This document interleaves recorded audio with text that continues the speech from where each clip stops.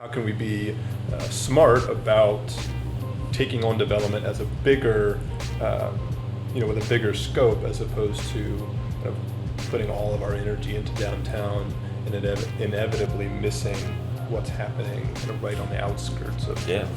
No, I think one of the key things we have to talk about in this campaign and in the city over the next 5 or 10 years is not just economic development downtown, how we do that in a smart way that allows us to keep affordability front and center in our public spaces, but also the fact that we have to do a better job of creating a broadly shared prosperity across Durham.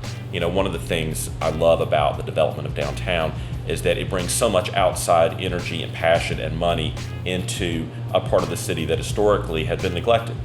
But what has tended to happen in recent years is that people who aren't downtown and who maybe can't afford to enjoy a lot of the great stuff that's happening downtown look at what's happening in this part of the city and say, what about my part of the city?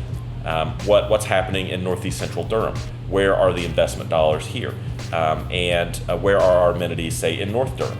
And we have to do a better job as a city, not only of encouraging real estate developers who want to build luxury condos in downtown, because they're not going to stop, bring them to the table with us in a partnership to continue to support affordability in other parts of the city, but also make sure that the benefits that flow from that development result in a prosperity that's shared by everybody in Durham. There are a lot of ways to do it. There are a lot of ways to do it. I think one of the ways we do it is making sure that when we spend public dollars, we do it in a way that's equitable, that takes into account decades, generations of disinvestment, largely generated by racist policies from Washington and Raleigh through redlining of certain communities and robbing those communities of investment. That's the kind of thing we have to keep front and center when we talk about spreading out public investments in a way that's fair and equitable.